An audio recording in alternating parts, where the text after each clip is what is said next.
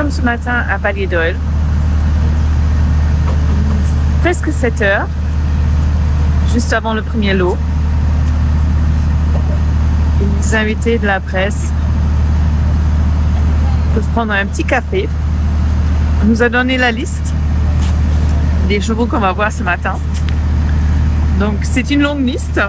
Premier lot, deuxième lot, avec les noms des jockeys, des cavaliers qui montent le matin. And tell me, how do you actually decide which horses you're going to run in the English guineas and French guineas, considering that they have obviously a very different profile?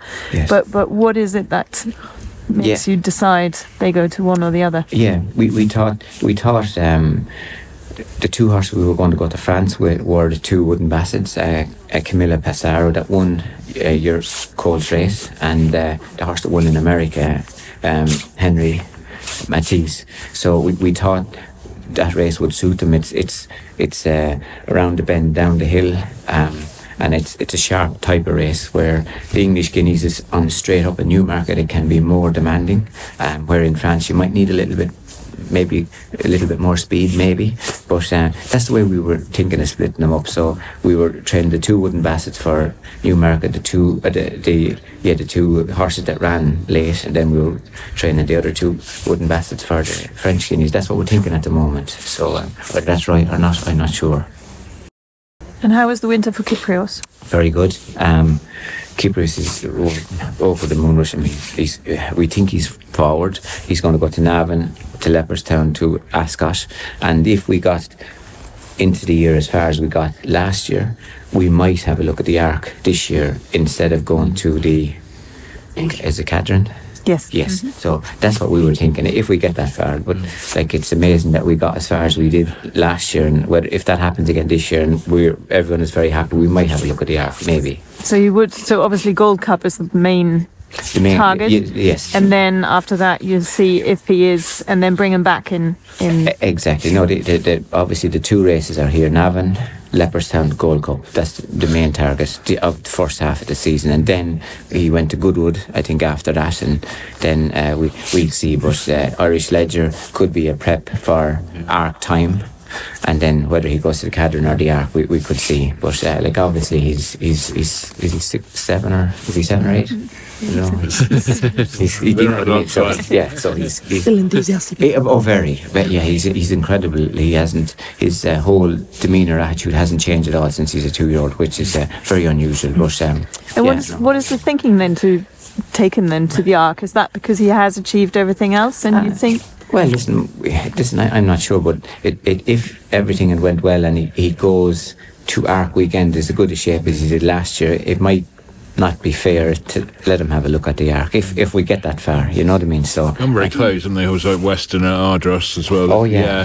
And he's very classy. Yeah, you know, he's obviously seriously high class there. So so exactly, you know. So does that make sense?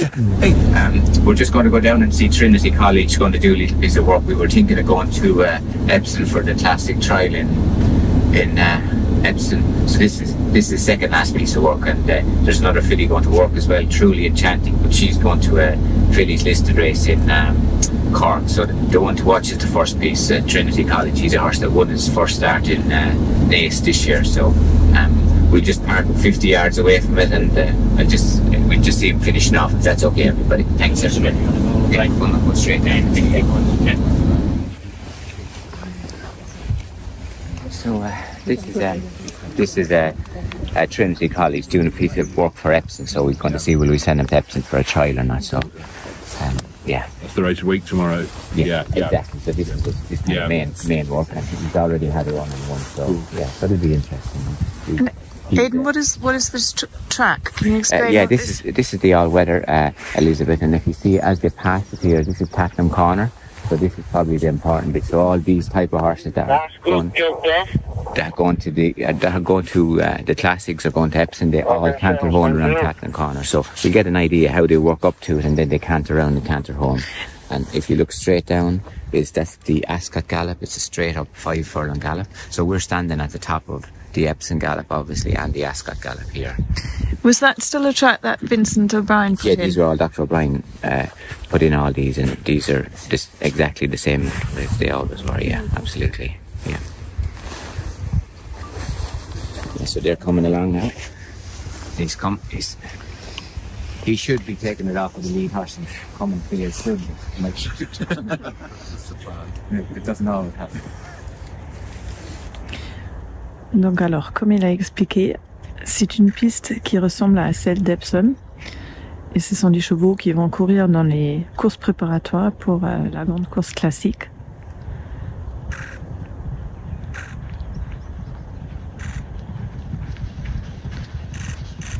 Les chevaux qui s'approchent du fameux Tottenham Corner. Donc le tournant qui a été créé par Vincent O'Brien quand il a créé Ballydoyle pour ressembler à celle d'Epsom. Few horses there, it could be absolutely anything. Yeah. And a little bit of the danger is when you're kind of sipping through horses a little bit. You don't want to overdo them. And sometimes I often think I can overdo them and sometimes underdo them. But this time of the year I always think that water's very rocky at the moment. Yeah. Because you're pulling back off of some, you're pushing some forward, and then you're standing still with others because we still have another little bit of time to go to the first classic. Yeah. So you're trying to have a little look at them without them knowing it and without overexposing them, you know. So they like a Twain and they like a Expanded. Like literally none of those have run, so those type of horses could be like absolutely anything. And what they did last year they shouldn't have done. I probably shouldn't have asked them to do it. It wasn't fair to them, but we did it, and they seem to have come through it so far. And the buzz that gives you, though, the buzz of finding one and nurturing one to be that special. Yeah, I think so. It's for everyone, really. So really that's what the classics are all about. That's where the special horses usually come from. The trials, but we had two. One got beaten the trial, the other won their trials, but these two will go without having a trial, you know. So yeah, it's always you're always looking for the special one, and usually those special horses start and they do develop and they get better and get better and get better every week, and usually they're the horses that become very good, really.